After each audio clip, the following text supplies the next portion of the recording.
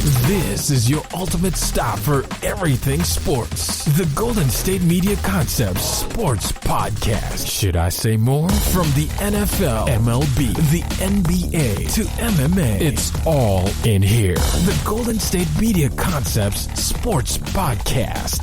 Listen now.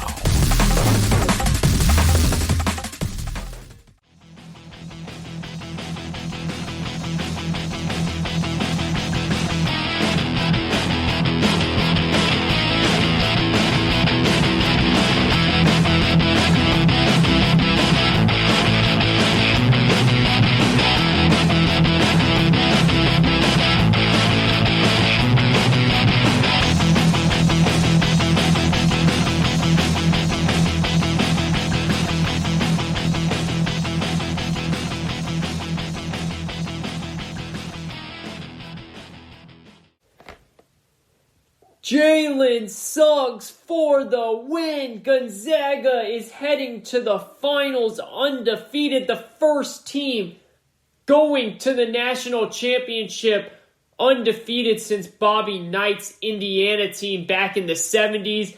Two teams are left. We started this tournament a month ago, and we're finally down to two teams left. It's Baylor, it's Gonzaga, and you are listening to the GSMC Sports Podcast. I'm your host, as always, Kayvon. The GSMC Sports Podcast is brought to you by the GSMC Podcast Network, and I want to thank everyone for taking a little bit of time out of their day to listen to this show as we record this on Sunday. Tomorrow night, the big finale. The two best teams in the country, ranked 1 and 2 before we entered the season. And look, what do you know? The last two teams standing are those teams. It is so rare, ladies and gentlemen, in a sport that is one and done, right? In a sport that you have one bad night and you're out, to come to the end, to come to the finish line. And the last two teams standing are the two teams that we expected to be here before we even started the season back in, November, October, right?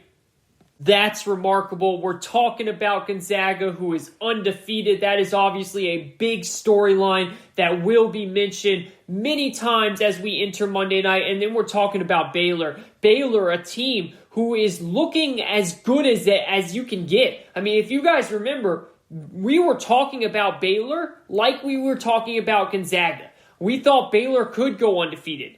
Baylor in a much tougher conference than Gonzaga, playing in the Big 12. And then they got that, they had issues going on with COVID. They went on a long pause, and they never fully got back to themselves. And honestly, I think that's helped them, ladies and gentlemen, because now they're really starting to roll, and they're looking like the Baylor team that we saw in the beginning of the season.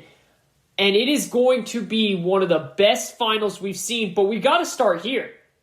Again, this is the GSMC Sports Podcast. Thank you, everyone, for listening, as we've got a jam-packed show today. We're not just talking basketball, but we have to start the show with basketball after what we saw last night and what we have coming up on Monday night. We're going to get into all types of stuff. Look, the MLB is making a major stand by a move that they just made earlier this week. We'll talk about that. We'll talk about KD. The NBA fined him $50,000 for his profanity and the vulgar words that he used to Michael Rappaport in the conversation that they had. We're going to talk about Roy Williams retiring. We're going to talk NFL. We've got a packed show today, but it's only right that we start off this show with what we saw last night, and it was UCLA 11 seed Mick Cronin really getting his boys to play great basketball. They've been the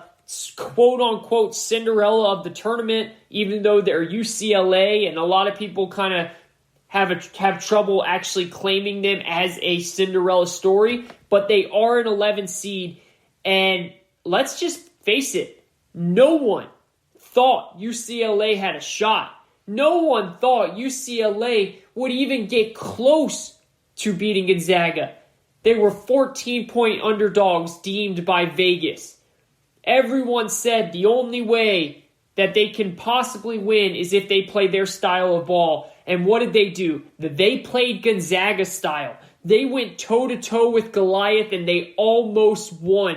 And it's set up for a beautiful moment by Jalen Suggs, who this is what sports is, ladies and gentlemen. Everybody, you, me, anybody that has played sports before knows what these moments we're talking about. We're talking about the moments where you're standing in your front yard and your friend is counting down 5, 4 while you're dribbling the ball. And right when he gets to 1, you turn around, you shoot it, the crowd goes wild, you run around your yard, you scream. These moments that we always would do as kids, Jalen Suggs just had that moment on the biggest stage possible, the Final Four, to win the game. Buzzer beater, banked shot against Gonzaga. It was beautiful. That was one of the best all-around basketball games that I've seen in my entire life. It really was, because it had it all. It really did. It had, Gonzaga. First time all season, they were pushed to the limit. First time in the second half with 5 minutes to go, it was a tie game. How were they going to respond? Were they going to get tight? Again, they've never been in a situation like this before. But they showed up. UCLA, a team that thought they had no shot against Alabama, they beat them. They beat them in a way where, remember, Alabama hits a buzzer beater just like this, but to tie the game. Goes into overtime, UCLA comes out with the win. They play Michigan. They play terribly offensively, but they play so well defensively, Michigan can't even score 50 points. They win that game. Then they go into the Final Four as 14-point underdogs, and they really gave it their all. They put on a show for us. It wasn't like the first game. The first game was supposed to be the close game, but Baylor went out and dominated Houston from the beginning of the tip. They never looked back. This was different. This game, it is going to be hard to live up Monday night to this game, but fortunately for us basketball fans, we have two of the best teams in the nation. In my opinion, the two best teams in the nation. So we do have a chance of it living up to this type of game. But, look, this is going to go down. This Jalen Suggs shot, the shot that we all dream of as kids, the moment we saw last night, that is a moment that will go down in history that we will talk about forever. And look, I know UCLA, I know it hurts, right? And it was a great game. It was. But at the end of the day, unfortunately, we're not going to be talking about how close you guys were. We're not going to be talking about how you were a 14-point favorite and you lost in overtime. What we're going to be talking about years from now is the moment that will live forever. The moment that will stand with Christian Laettner's buzzer beater shot against Kentucky. The Chris Jenkins three-pointer in the national championship game against UNC with Michael Jordan in the stands.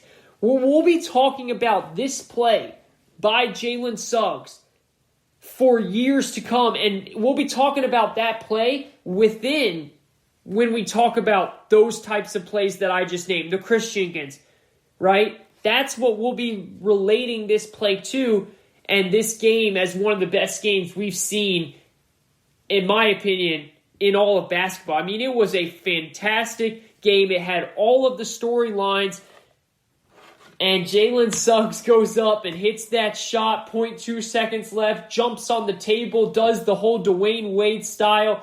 It was a game to remember for, and what a game it was. I had so much fun watching that. And look, I said this before the tournament, Jalen Suggs is my favorite player coming out of college. If I was the GM in the NBA, I would take him number 1 overall. I really do love Cade Cunningham. I think he's a stud. I think he'll be a great NBA player. I think he'll be a long-time NBA player, especially with his length and versatility to play 3 different positions, maybe even 4. He knows how to put the ball in the basket really well. But the thing with Jalen Suggs that separates him from Cade and Mobley and these other guys is he is a floor general. He is a point guard where he's ready to come in tomorrow and impact your NBA team. And he's got the passing, he's got the vision, and he's got the elite defense. That's one thing that translates so well from the college game to the NBA.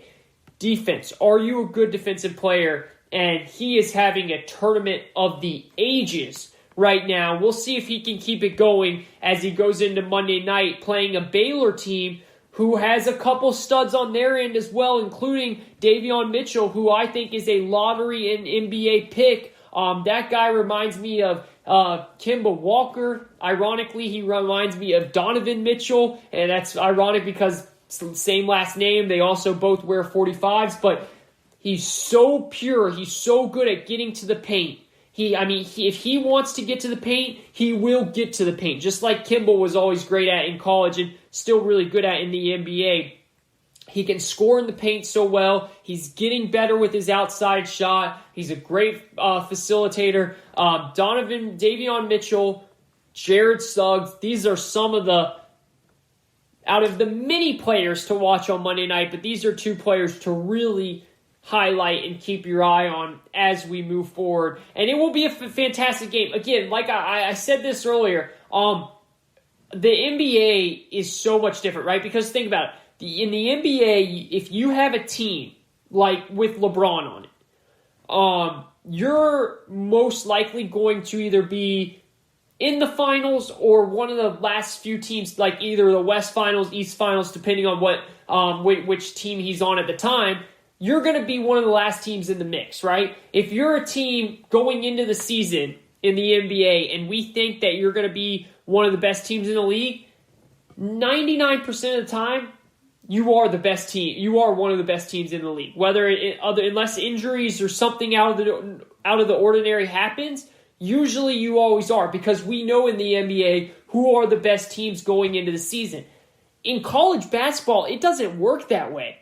It doesn't work that way at all. In college basketball, it is so rare to have a 1 seed and the number 1 ranked team and the number 2 ranked team in the entire country before the season starts to actually be the number 1 and 2 ranked team at the end of the year come Monday night. It just doesn't happen that way because of the long season, because of the conference play, you beat each other up, and then even more importantly, because of the 1-game season that you play in the tournament, right? In the tournament, I've said this so many times, you have a bad 20 minutes. You don't even have to have a bad 48 minutes, which is the full length of the game.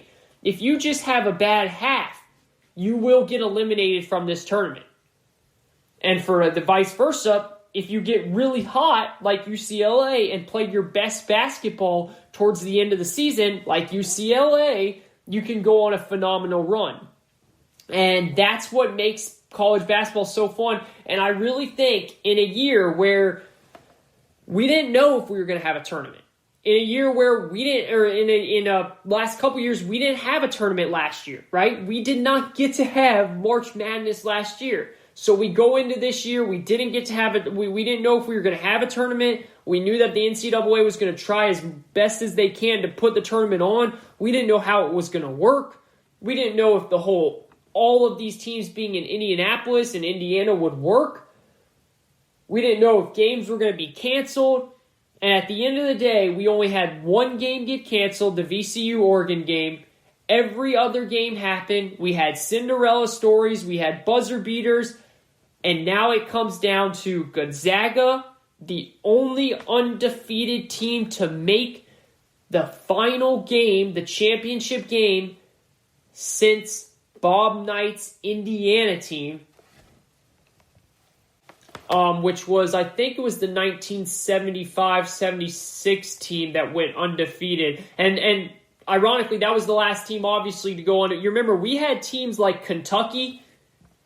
We had undefeated teams since then, but we've never had an undefeated team since that 1976 Indiana team actually win the whole thing or actually even reach the championship game. We had the 2013-14 Wichita State team who went 35-1, and their one loss came in round 2 against Kentucky. Remember, they got screwed that year. That year, Kentucky was an 8 seed, and they really should not have been an 8 seed at all, so they ran into a buzzsaw in Kentucky. And then speaking of Kentucky, in 2014-15, we had Kentucky who went 38-1. and they lost in the Final Four. That one loss came in the Final Four to Wisconsin. And they lost, I think it was by 6 points or something like that. But we didn't think they were going to lose at all. And they got to the Final Four and lost. So for Gonzaga, now I know a lot of people are going to say, hey, a lot of games got canceled. I don't care about that. Oh, they're going to say, hey, they play in the West Coast Conference. It's not as hard.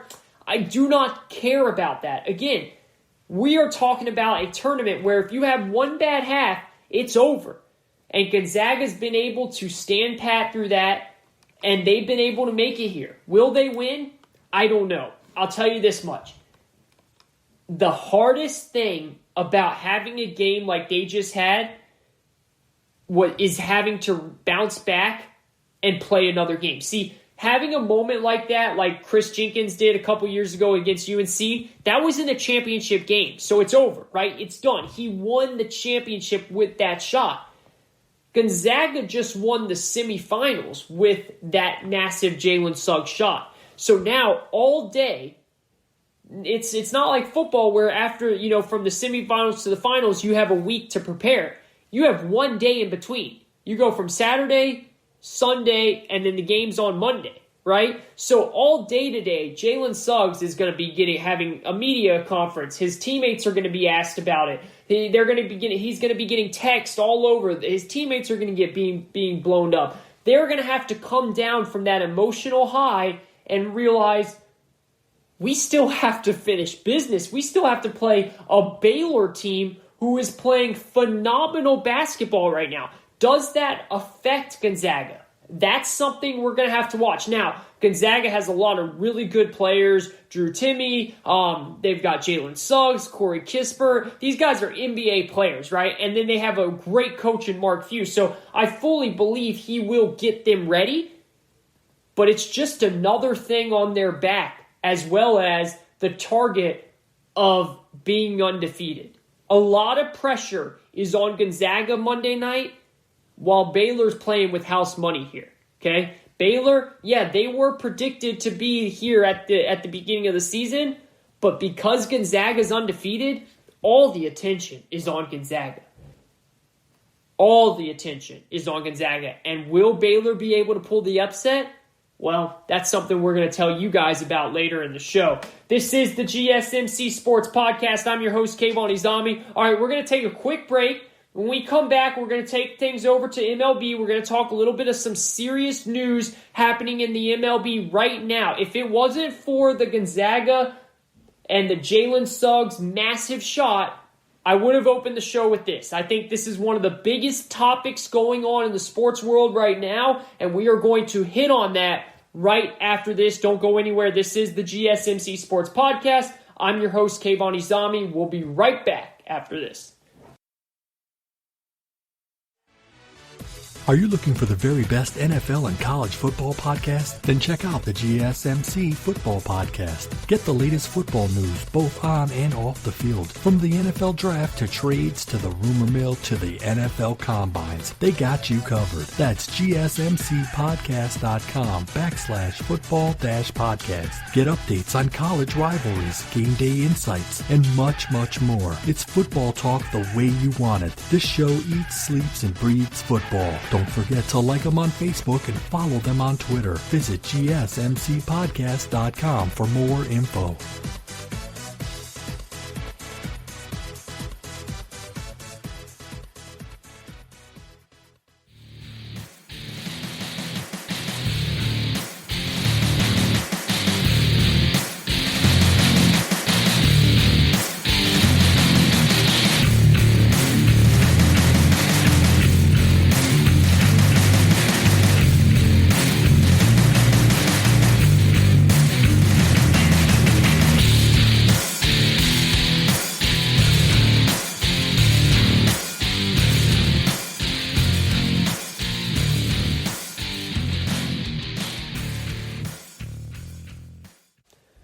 Welcome back, ladies and gentlemen. You are listening to the GSMC Sports Podcast, which is brought to you by the GSMC Podcast Network. I am your host, Kayvon Izami. Thank you, everyone, for just giving us a little bit of attention throughout your day here. We really do appreciate it. Hit the like button, hit the subscribe button, tell your friends about us. We always appreciate all of the listeners, especially the loyal ones and the ones that are hopping on board. We appreciate you guys as well. It means a lot to us for tuning in and checking us out. And we're going to have a lot of great content coming to you guys, especially as we round out the month of April here. I mean, think about it. There is still so much to go. The NCAA championship game on Monday. The draft is in a couple of weeks from now. There is, one thing that's so funny about the draft, it's highway robbery. I mean, the time leading up to the draft, don't believe anything you hear, okay? It is fully a smoke and fire show. That is what it is. I mean, you do not know if anyone is telling the truth. You don't know if they're lying. It is just a bunch of mess. Right now, we're hearing all about how Justin Fields' work ethic is terrible, and then people from Justin Fields' camp and people from Ohio State are coming out saying this is bogus. One thing that I tell people over and over, because I get these texts all the time. It's so funny. I'll get texts saying, my friends and family members and all that, they'll be like, wait a second, say they're fans of different teams. Wait a second, I'm hearing Justin Fields might fall. Do you think he could possibly fall to number 8 and the Panthers could take him? You really think that could happen? And I'm always it's just like, guys, you have to realize this. Teams put out information, and let's be real, sometimes it's not even information, it's just smoke. They put it out there for their benefit. Everything that is put out there is for teams' benefit, okay? The reason this nonsense, so the whole reason this started with Justin Fields, and we're going to get way into this, is someone told Daniel Orlovsky, who is a really good analyst. He's a longtime NFL quarterback, mainly a backup for his year. Now he's a phenomenal NFL analyst for ESPN. Someone told him that Justin Fields' work ethic, They question how much he loves the game. They question how much he wants to be great. Now, to Orlovsky's credit here, to his defense, I guess I should say, he made the statements on Pat McAfee's show, and he made sure to say, this is not his opinion. This is what someone told him. Well, you got to be careful, Orlovsky, because someone told you that with an agenda. Right? Someone told you that because they know that you are a prominent member of the media and that you will then go on to a show like ESPN or like the Pat McAfee, for instance, where he actually said this, and you will say that. And that was their whole goal, right? They did that hoping you would end up doing what you did. And the reason that is because in all likelihood, that came from a team that wants Justin Fields to fall to them. That's just what it is. These teams do these things for their own benefit, right? Right now, there's so much noise about former Hall of Famer Steve Young, who played at BYU. Who else played at BYU? Zach Wilson, right? Steve Young is very close with Zach Wilson's family. He's also close to the 49ers because he's a Hall of Famer for the 49ers. There is a lot of reports coming out about how Steve Young is trying to get Zach Wilson to go to the 49ers and not the Jets, right? Whether that's this noise that Zach Wilson could pull an Eli Manning, he could tell the Jets that he doesn't want to play in New York, whatever it is to get him to fall so that he can be in California, he can be closer to his family, he can be with the 49ers, who Steve Young was with. All this stuff is benefit for the team, right? That's what everyone has to understand here. So I know it's fun. It's fun for people in the media like me. It's fun for fans like you guys because it's something to talk about, right? And it gets you excited. It's like, oh my goodness, could the Jets really not take Zach Wilson? Could the 49ers get him? Wait, how far could Justin Fields really fall? Could the Patriots trade up? Like all of this stuff We don't know if it's true. We don't know what it is. It's just people putting out noise for their own agenda and their own benefit. Now, of course, we're going to talk about it because we have to talk about it. That's our job. But my whole point is, don't get all up in arms on the little things that you hear, because at the end of the day, someone's doing that for a specific reason to try and get some of these players to fall to them, or to try and up the ante on their leverage, right? Another instance, you'll hear a lot of stuff about the Falcons, who have the number 4 overall pick, taking a quarterback. That's what you're going to hear. Why? Because they want teams to believe, like Carolina, like Denver, like New England, like Chicago. They want all those teams that need to trade up for a quarterback. They want them to believe that they're going to take a quarterback. So if they want to come up and take their spot, it's going to have to be a big-time offer to get them to move off taking a quarterback. When all likelihood, they probably won't take a quarterback. They're just looking to trade down. All smoke signals here that we have to process as we go through these next couple of weeks. But we'll get into that more as we go here. I do want to start off this second segment here with a really big story that really, I think it's one of the biggest stories in sports right now. And that is that Major League Baseball decided to move the All-Star game out of Atlanta, right? Because of the voter suppression laws that were passed in the state of Georgia earlier this week. And Major League Baseball usually is not the first to step up and do something like this. They usually, if they do anything at all, they follow the lead of the NFL or the NBA, who has done a number of different things, especially the NBA, who has been really progressive and out front about these types of things in more recent. This is a sports show, so we're not going to break down the ins and outs of this law. I mean, it's like a 92-page law, so obviously we can't break that all down. You can always go and read that if you'd like. But we are going to look at this from the sports angle. And obviously people are going to push back because that's how this works. Right? Like, look, one thing I have learned is that you will never be able to please everybody, no matter what you say. That's just how the world works.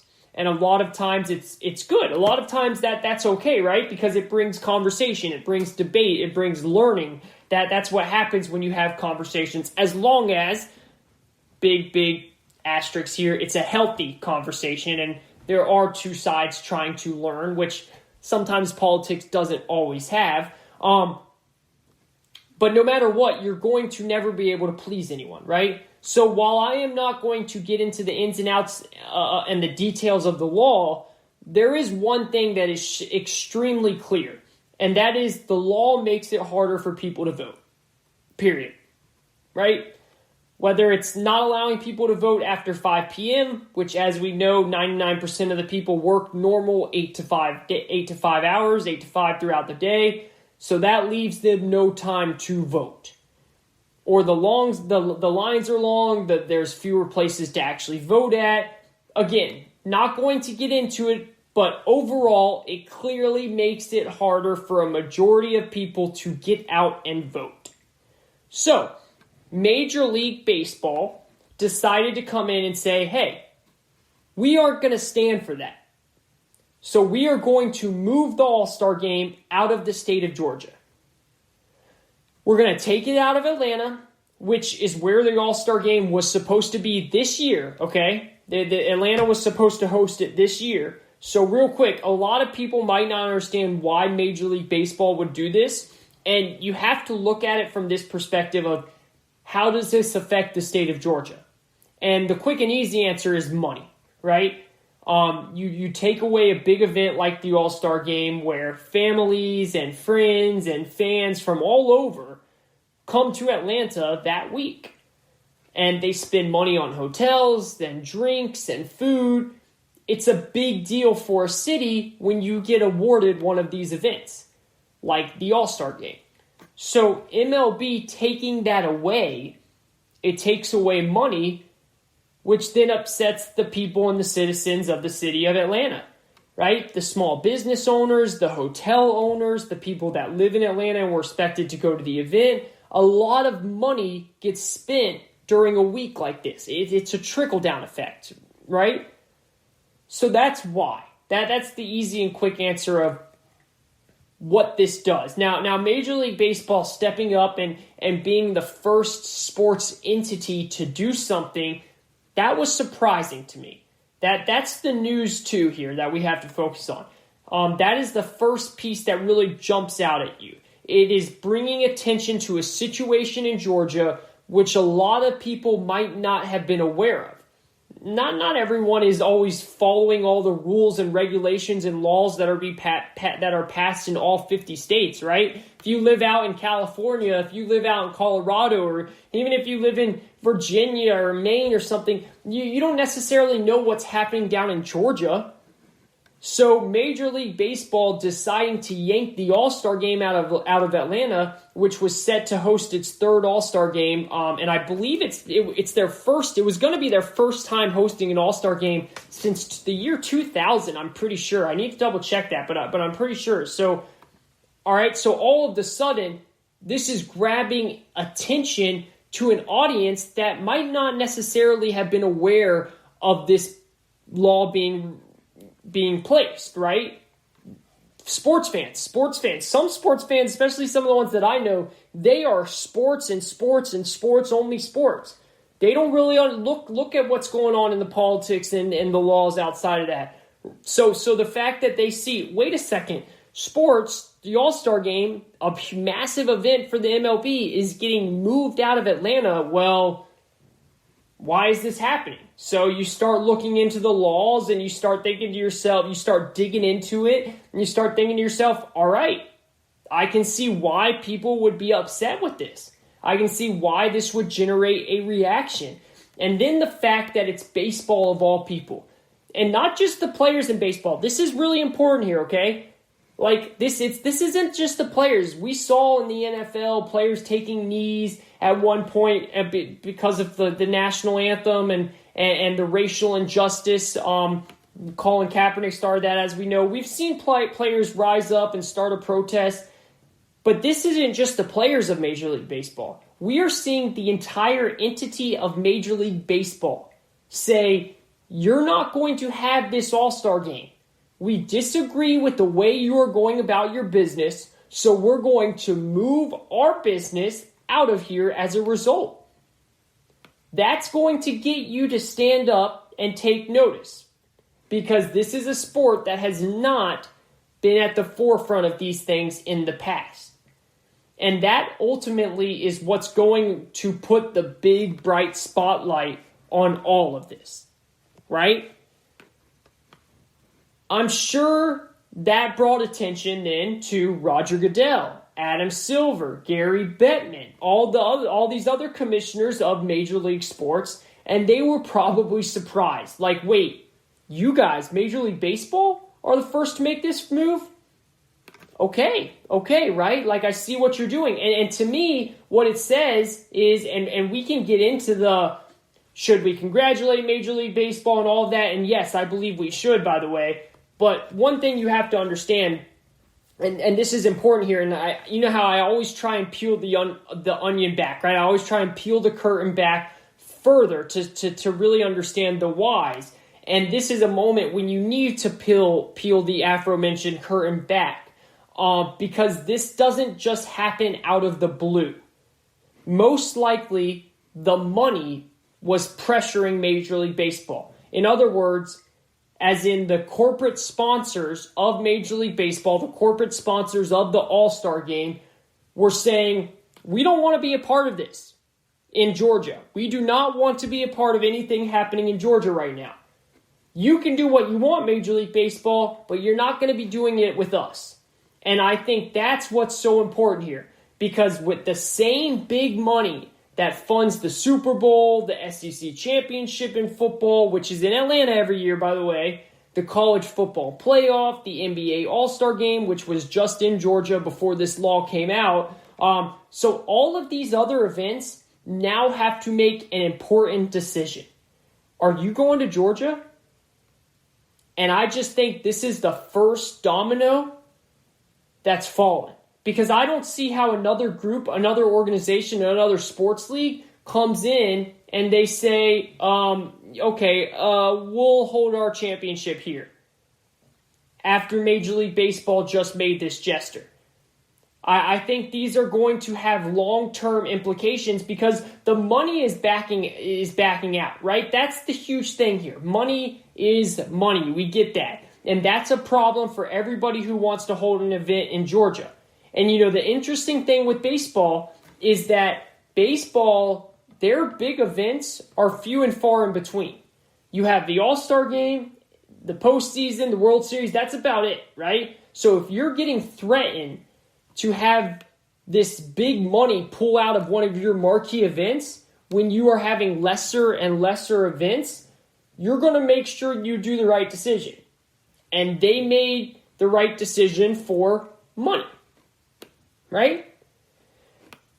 And this, to me, is the first domino to fall. This isn't going to be the last time we hear of somebody either not playing in an event in the state of Georgia, in the city of Atlanta, or an event deciding, hey, should we really have our event there? Should we really rethink that? Or maybe even players standing up themselves if their sports entity, if their sports league doesn't want to. And so that becomes the question I am most curious with, right? How does this play out moving forward? Because this is obviously big news now. So that's what I want to get into next. I want to take a quick break here, and I want to come back and I want to ask this question, and I'm going to answer it, all right? And then we're going to dive into a lot of other things, but how does this play out moving forward? Because we all know the society we live in now, it's our attention spans at times are very limited, right? It's so much is happening. We often, we could get outraged over something, and then the next problem, the next protest, whatever it may be, within 48, 72 hours comes up, we forget about it. Is this something that will start to trickle down? Is this a single domino, or will more follow? We're going to dive into that, as well as the KD situation, as well as more on the finals coming up, Baylor Gonzaga. So much more to dive into on this GSMC Sports Podcast. Don't go anywhere. We'll be right back after this. Check out the show that's built on the MMA. From the UFC to extreme cage fighting, they got the fights covered. Check out the GSMC MMA podcast. Get the latest news on past or upcoming fights. Join us as we talk to and about some of the biggest names in the MMA, past, present, and future. When it's the fight game, there's just one show to check out. GSMCpodcast.com/MMA-podcast. Don't forget to like them on Facebook and follow them on Twitter. Visit GSMCpodcast.com for more info.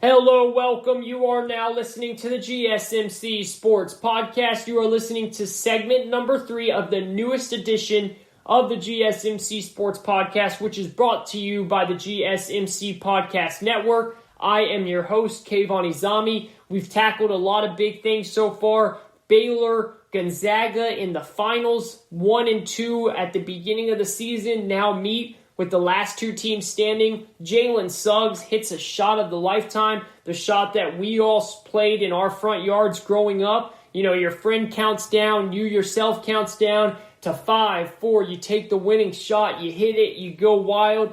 Jalen Suggs actually had that moment on Saturday night with everyone watching. What a beautiful moment it was for Gonzaga fans, and what a heartbreak it was for UCLA fans. I mean, the roller coaster of emotions. And look, right now, when I say this to a UCLA fan, they just want to punch me in the face. I mean, they do not care what I'm saying right now, and I get that. I totally understand. I've been there, right? Everyone knows I'm a diehard fan of the Falcons.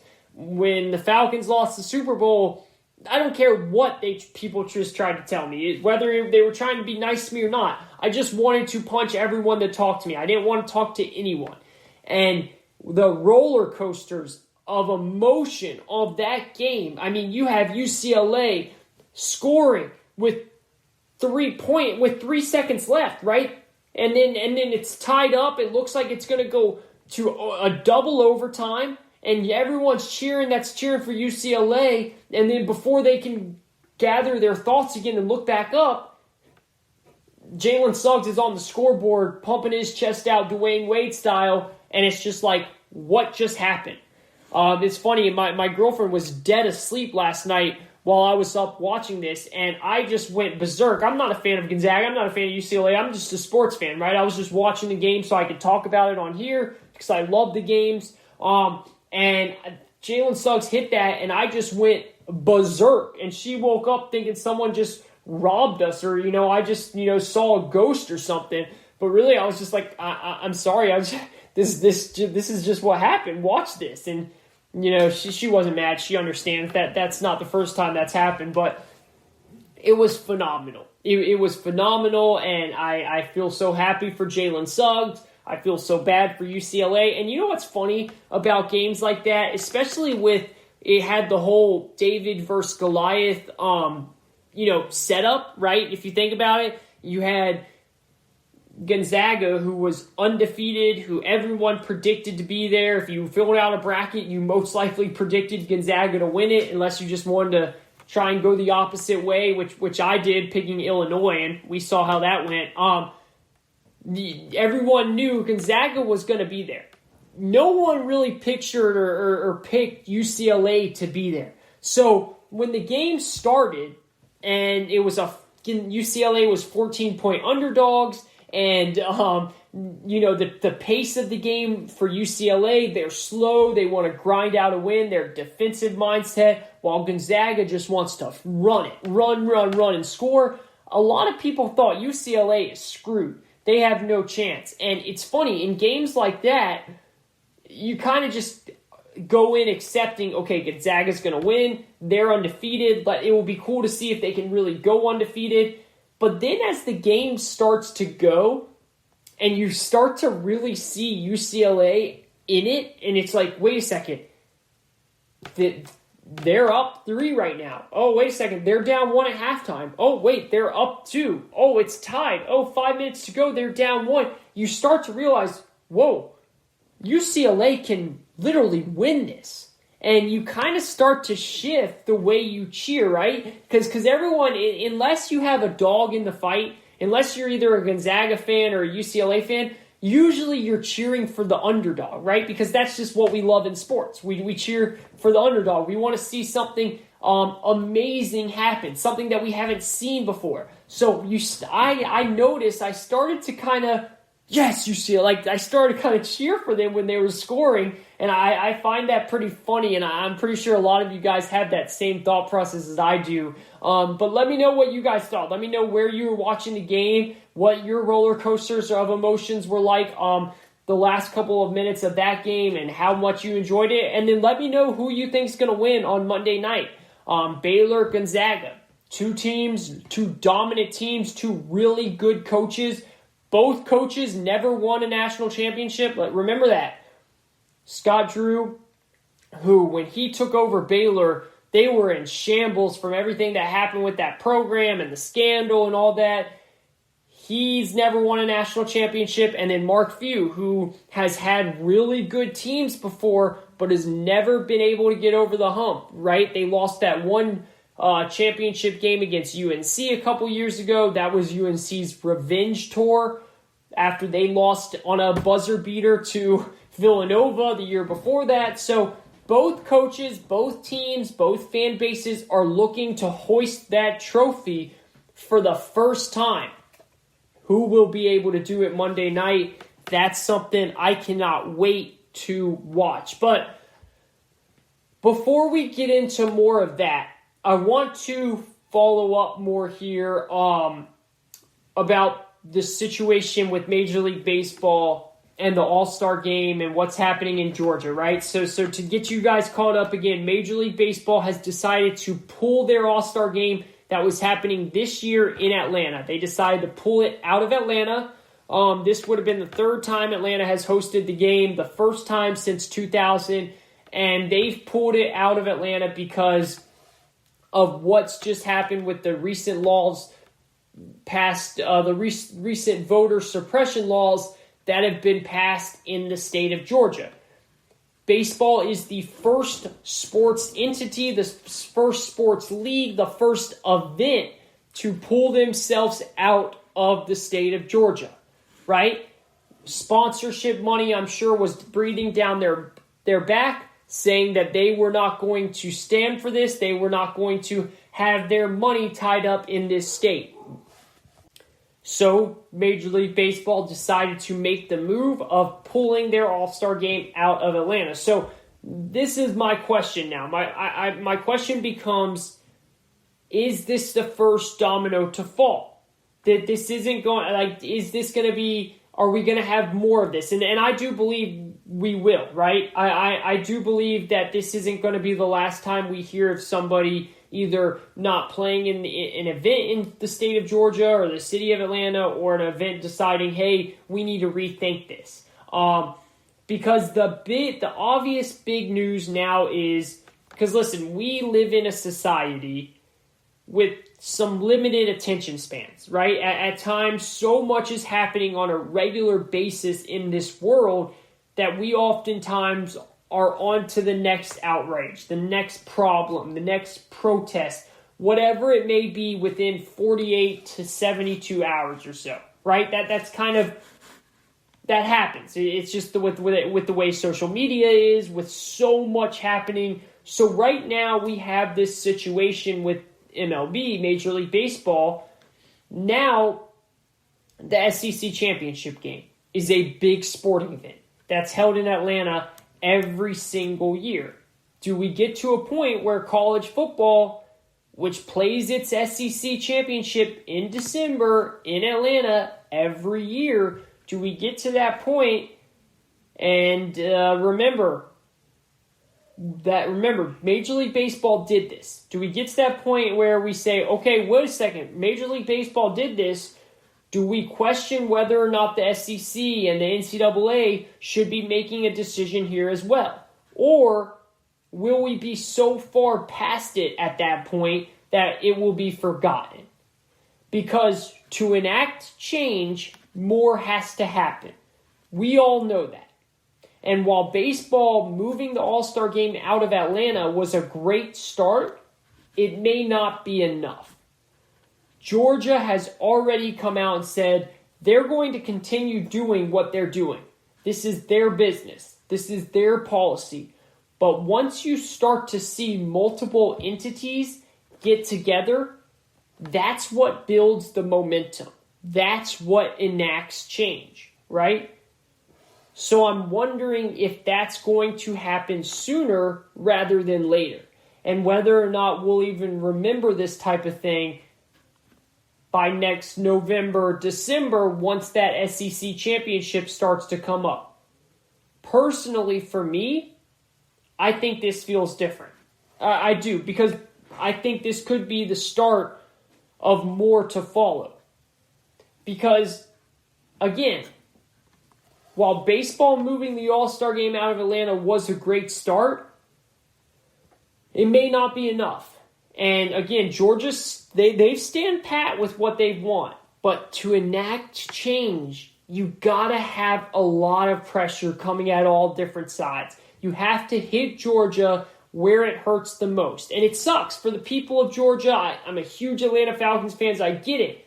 And it really does hurt the people, but the way to do that is by limiting the money spent there. That's just how because when you have businesses starting to complain and people starting to really complain and realize, okay, if the All-Star game, now the SEC championship game, oh wait, the Super Bowl, all of these get out, which are huge money makers for small businesses and big businesses of Atlanta and Georgia, that starts to become a real issue with the people of the owners of those businesses, with the citizens of Atlanta, right? That's how you enact change, because the money is taken out of the city, taking out of the state, which is then being taken out of people's pockets and people's livelihoods. And I think that this could be the start of more to follow because of the year we're in, because of so many more people being on board with this. And I think the NFL, which would be the biggest domino, all right, that's one thing. Look, Major League Baseball, while it is a very big sport and millions of people love the sport, it's not the NFL. It's not college football. If the NFL and their monster business, if they stand up and they follow this, and if you're the NFL, you have to ask yourself, right?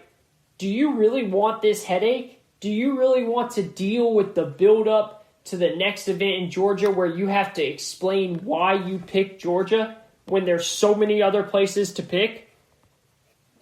Do you really want that type of headache when you have so much going on? And you look at the SEC in college football, which is another massive domino. If you're the SEC, you don't think other cities are dying to host the SEC championship game? Oh, you know what? We hate those Georgia voter suppression laws. Have you been to Nashville, SEC? It's a pretty cool city. I mean, it's pretty nice. We've got a lot going on here. Don't you want to come bring the championship game over here? So I think a lot of that stuff could start to happen. And I think if you're the NFL, I think at some point, relatively soon, you have to come out and say, Atlanta, we love you, but you're out of the Super Bowl rotation until we figure this out. Because I don't think you can follow Major League Baseball and go through this again and have to explain why you picked Georgia, when other organizations said, no, you just don't even want, when other organizations said, no, you just don't even want to deal with that. You have too many things on your plate already. The easiest thing to do is say, no, we're not going to Georgia. Let's find another location for our big event. Remember, Arthur Blank, the owner of the Atlanta Falcons, just built a beautiful billion dollar stadium in Atlanta, a brand new stadium, Mercedes-Benz Dome. I mean, the Mercedes-Benz Stadium, a retractable roof. He did that for the Atlanta Falcons, obviously, but also knowing that a lot of big-time events, concerts, SEC championship game, college football playoffs, a lot of Super Bowls will be played in that stadium. A lot of NCAA Final Fours. Like, it's for his Falcons and also the Atlanta United, but also those stadiums like SoFi Stadium in LA, the new Chargers and Rams Stadium, those are built knowing that they're going to bring a lot of other things in there as well. A lot of Final Fours, a lot of Super Bowls, a lot of college football playoffs and concerts and stuff like that. So they look at that. If Arthur Blank starts to see that the NFL saying, hey, sorry, Arthur Blank, we can't have any Super Bowls in there until Georgia figures their stuff out. Hey, Arthur Blank, sorry, we're not going to have any college football playoffs in there until Georgia figures their laws out, man. We just can't deal with that. We love you right now, but we really just can't deal with that headache. NCAA, hey, Arthur Blank, no Final Fours or finals there right now. You better believe Arthur Blank, who is a big-time mover and shaker in the city of Atlanta, and he can pull a lot of strings in a lot of different aspects, including the political aspect, to get what he wants. If money starts coming out of his pocket, you better believe he's going to start causing a problem and start causing a fit and figuring out how to get some things changed. I hate it. I mean, I'm an owner of the Atlanta Falcons. I want Arthur Blank to do well because that helps my Falcons, but things have to work, right? And it's what Georgia has done to limit the ability to vote for a majority of people is just wrong. It's flat out wrong. And sometimes things like this has to happen to enact change. And Major League Baseball's start of pulling the All-Star game out of Atlanta was a great start to this. But more has to follow. Because if more doesn't follow, then this is just going to be a situation where a year from now we're going to sit there and say, oh yeah, you remember when Major League Baseball pulled out for their All-Star game from Atlanta? Wait, why did they do that again? We'll forget why it even happened. Because it was a topic that was relevant for 48 hours to a week long max, and then nothing else happened from it. But if the big bad NFL stands up, if college football stands up, if other sports entities stand up and say, hey, no, we're not going to Georgia, that is how change starts to really take place. This is the GSMC Sports Podcast. I'm your host, Kayvon Izami. I hope everyone's having a phenomenal day. We're going to take a quick break. When we come back, segment number 4 will be underway. A lot of KD talk to talk about, NFL, and we'll round out the show with my prediction, Gonzaga versus Baylor. We'll be right back after this. Are you looking for help for your fantasy football team? Check out the GSMC Fantasy Football Podcast. Get today's best advice on who to start, who to sit, even who you should draft. From sleeper picks to red-hot lineups, they got it all covered for you. That's gsmcpodcast.com/fantasy-football-podcast. We'll cover traditional leagues, dynasty, PPR, even IDP leagues. When you need fantasy help, there's just one show to hit up. Don't forget to like them on Facebook and follow them on Twitter. Visit gsmcpodcast.com for more info.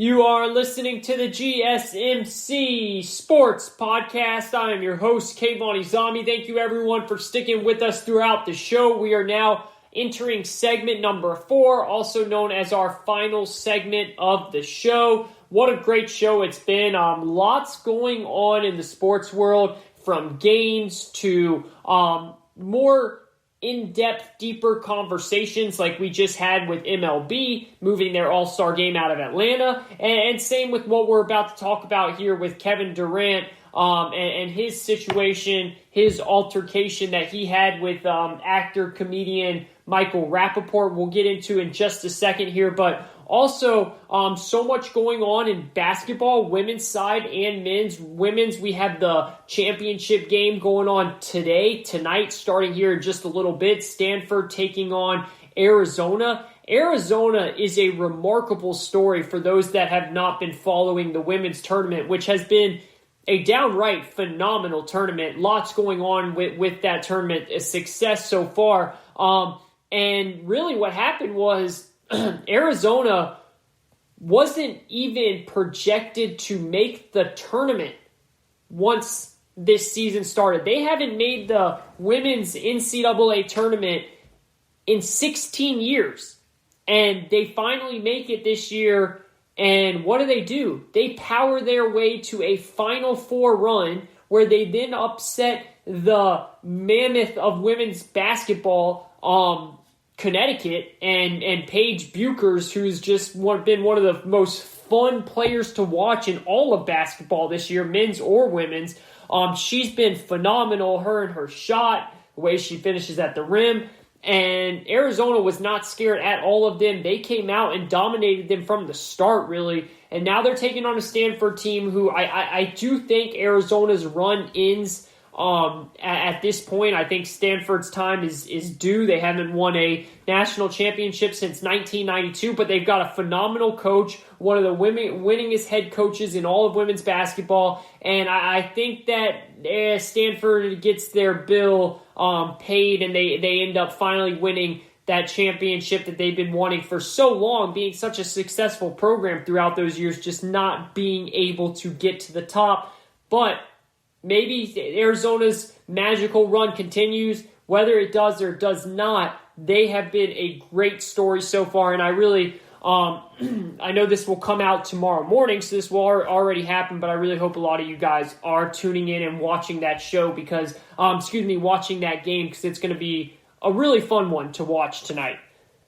Something else we touched on just a little bit throughout the segments here. Haven't gotten into more detail on it, but we will as we go because we're still about 3 weeks away from the draft, is just kind of what I talked about with the smoke screens that you're seeing here from the NFL. This is the get all your information out, whether it's true, whether it's false, just get it out time and let it kind of go off into the ether and just let people talk about it and see which way it falls for NFL teams. Look, we've been dealing with this forever. This is what you get before you end up having the actual draft. The idea that Zach Wilson is a lock to go number 2, that's what the only thing that is a sure-on lock, something that you can truly lock it up and seal it and put it in the bag, is Trevor Lawrence is going number 1 overall. That is happening, okay? The NFL draft might as well not even announce that pick because what's going to happen, Jacksonville on the night of April 29th, Jacksonville will run their pick, and I mean run because they want Trevor Lawrence, and rightfully so. They will sprint their pick up to the commissioner. He will walk out there. He'll get booed in Cleveland. He'll announce Trevor Lawrence. We'll cheer. We'll congratulate him. Much deserved, number 1 overall. And then after that, the official NFL draft will begin. And after that, it is all, if you know, congrats to you, because nobody else knows what's going to happen after that. Right now, everyone believes Zach Wilson's going number 2 overall. They still have Sam Darnold. Would they really draft Zach Wilson knowing they still have Sam Darnold? Right now, everyone's reporting that the most the Jets have been offered for Sam Darnold is a 3rd-round pick. A 3rd-round pick for a guy who took number 3 overall a couple of years ago. Is it really worth it? I mean, at that point, you might as well just hold on to Sam Darnold, right? What's the point of giving him away if it's only a 3rd-round pick that you're getting back? You might as well have him back up Zach Wilson, or you might as well have him play and let Zach Wilson learn behind him if that's who you're going to take. But to me, I don't think Zach Wilson's a lock at number 2. What separates Zach Wilson from Justin Fields? You know, there's all these rumors out there, and again, it's rumors. These are things that are being put out there by executives, by coaches, by agents. There's an agenda to all of this. Look, Zach Wilson would much rather, and Zach Wilson's family would much rather have him go to the 49ers than the Jets. That's why you can see guys like Steve Young, who is very close with the Wilson family, who played at BYU, just like Zach Wilson, who played for the 49ers. That's why you see him coming on TV and saying Zach Wilson is a perfect fit for the 49ers. The 49ers would love to have Zach Wilson. They want Zach Wilson to be in San Francisco, just like Zach Wilson would rather be in San Francisco.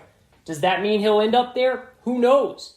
But that is a motivational factor to try and get him to San Francisco. Justin Fields, you know, these reports about him being a one-read quarterback.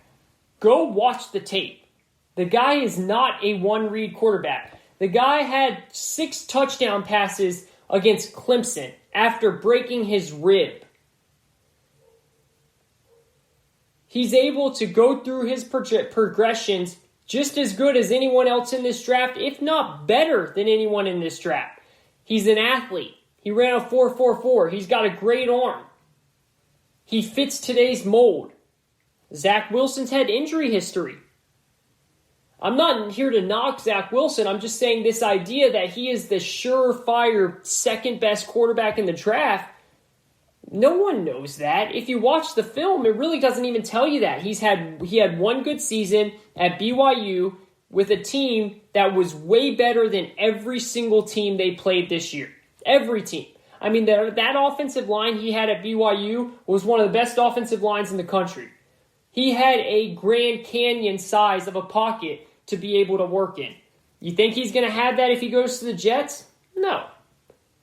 So, if I had to put my money down right now, well, I would say the first 3 picks would go Trevor Lawrence, Zach Wilson, and Justin Fields. That's what I think. But I would not be shocked one bit if the first 3 picks went Trevor Lawrence, Justin Fields, Zach Wilson.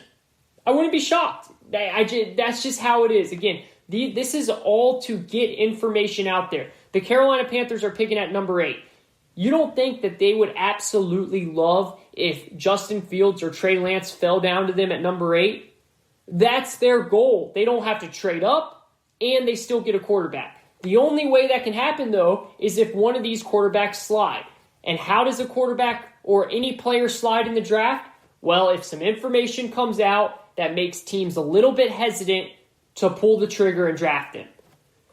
So Carolina's going to do what's best for them to try and make that happen. That's what this is all about. So it's fun. It's really fun to talk about and debate. But again, you've got to really listen to what you're hearing and only put stock in the things that you truly can back up and say for yourself, that sounds about right. This is the GSMC Sports Podcast. All right, I want to dive into this KD altercation here. There was a situation that happened last week, as I'm sure all of you know now. I think it was last week. A little mixed up with my time frame. So much is going on in the sports world right now. But it was an altercation between Kevin Durant and actor-comedian Michael Rappaport. It was via DMs or on social media, and due to the language that KD used, that Kevin Durant used, he was fined $50,000 for using the offensive and derogatory language to Michael Rappaport by the NBA. He was fined that much by the NBA. So, first of all, let me just say, if you haven't seen or heard what KD said, go look it up. Because I'm not going to repeat or read or even try and summarize any of the words or phrases that he used, because they were extremely vulgar and disgusting and hurtful to many people. So I'm not going to do any of that here. So if you haven't seen that or heard it, just look it up and you'll be able to read it yourself. So the question now becomes, I was going to come into this show and talk about, was the punishment, should he be punished? And the answer is obviously yes. But now that we have a punishment, I wanted to change the question around and say, is the $50,000 fine enough? Is that a fair punishment? First of all, I am not surprised that the NBA fined him. That's one thing. I saw some people even asking if they're surprised. No, I am not surprised. I think he fully deserved to be fined, and personally, I think he should have been suspended for a couple of games as well. So a couple of things here. Number one, this was a private conversation between him and Michael Rappaport. That does need to be stated, okay? It was not out for everyone to see. This was a private conversation through DMs between him and Michael Rappaport. So while I do think that Rappaport was in the wrong for leaking this conversation to the public, I don't think he should have done that. I think that it is his right to do that. I fully believe, and if he wanted to do that, he can. Now, it breaks all of, unwritten and unspecified codes of keeping a conversation between you and someone else private. Okay, that he broke that. Shouldn't have done that, but that was his right, and he aired it to the public. So I get that, and again, I don't think he should have put it out, but he did. So, too bad. If you're worried about that happening, well, why don't you call someone? Don't put it in writing. If you're worried that it could possibly come out, this is just a PSA for anybody who is famous or for anyone at all. If you're writing someone to someone that you are looking at while you write and saying, man, this could come back and bite me, don't write it.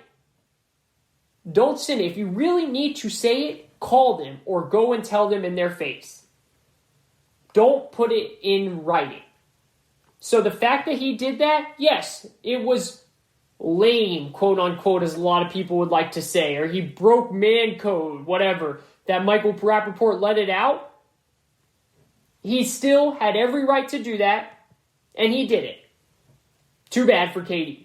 He got caught. The language itself is the most important thing here, though. And that was just disgustingly ridiculous. I've heard all week about people saying, well, that's the language you use every day. If you're talking with your bros, that's what you use. No, it's not. No, it's not. Okay, that's not the language that you use. Secondly, you're Kevin Durant. You are freaking Kevin Durant. You're supposed to be better than to engage with Michael Rappaport, who is just an attention-seeking so-called comedian. But KD is so sensitive on so many levels, and this just got away from him. And the language itself was inexcusable and frankly homophobic. And that's why he got fined. And that's why he got the fine that he did. Another part of the problem is that KD was not apologetic at all about the situation. He talked in front of the media and said, and I quote here, "I'm sorry that people saw the language I used. That's not the language I wanted them to see." Okay, so you're sorry they saw it is what you're saying. You're sorry you got caught. You're not sorry for actually doing the act. You're not sorry for saying those words, right? That's what I'm hearing from you, KD. Why is it so hard to just come out and actually say, you know what? That language was inappropriate. I was heated. It was in the moment, but I was so wrong for it and all that. It's not that hard, KD. No. It's not that hard. So that tells me that he couldn't say that. It tells me that Kevin Durant does not think that he was in the wrong, and he does not feel bad about it. Look, we all know this by now. I mean, this is facts. Kevin Durant is extremely sensitive. So, and look, being sensitive is not a bad thing. I'm not hating on him for being sensitive, but he is really sensitive. So if you know you are sensitive, right? If you know you can't really handle things, you got to stay out of situations like this. Here's the rule. If you type it and you press send, whether it's a text, a DM, a tweet, anything, it becomes in writing and it's not going away. I don't care if you try and delete it later on. It will still be found. And look, let's call it for what it is. Michael Rappaport was looking for attention. And the best person to go at if you want attention is KD, because the guy is so sensitive. If you go at him, 99% of the time, he will probably answer you. That's just who KD is. So do I think the $50,000 fine is enough? No, I don't. I think he should have been more. I think it should have got a suspension, a couple games or two. And after hearing his apology, I stick by that. Because it wasn't even an apology. And another thing about this that I haven't brought up, there was a threat in the message. If you threaten someone, and he did, he said he was going to show up and spit on his face. So when you threaten someone and put it in writing, and that person chooses to make that public, well, that's your problem now. You shouldn't have put it in writing. So the language he used needs to be punished, and the threat needs to be punished. And, I've heard people say, well, some of the things he said, the gay community will take offense to that. And the only thing is, not everyone within the gay community feels the same way. Just like not all black people or Jewish people or white people, whatever group you want to mention, there are individuals within those groups who think very differently, even opposite of each other, right? And so to me, it's really about just being socially conscious.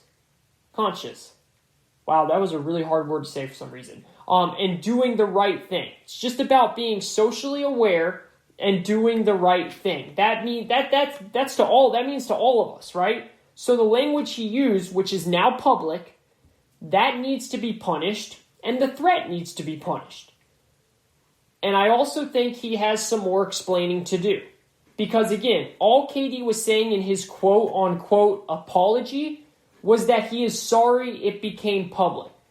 Well, KD, I want to know, are you sorry you just got caught? Because that's what it sounds like.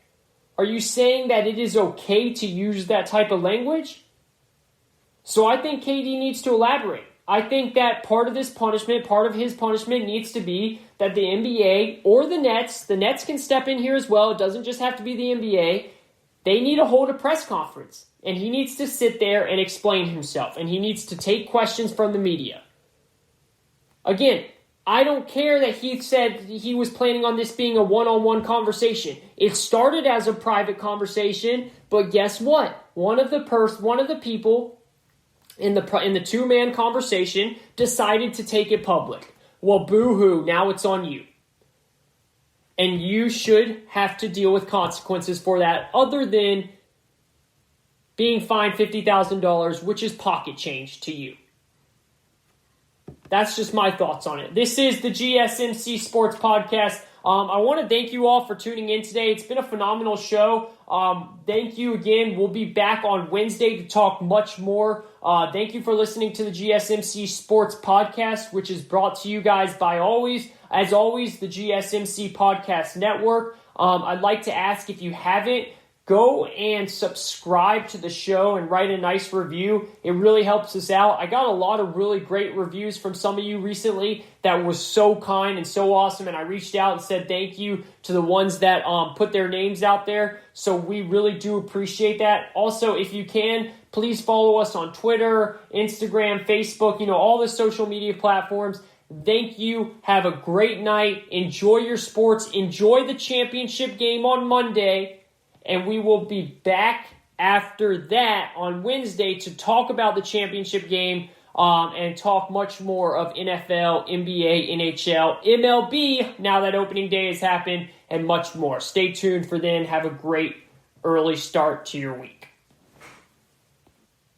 You've been listening to the Golden State Media Concepts Sports Podcast, part of the Golden State Media Concepts Podcast Network. You can find this show and others like it at www.gsmcpodcast.com. Download our podcast on iTunes, Stitcher, SoundCloud, and Google Play. Just type in GSMC to find all the shows from the Golden State Media Concepts Podcast Network, from movies to music, from sports to entertainment, and even weird news. You can also follow us on Twitter and on Facebook. Thank you, and we hope you have enjoyed today's program.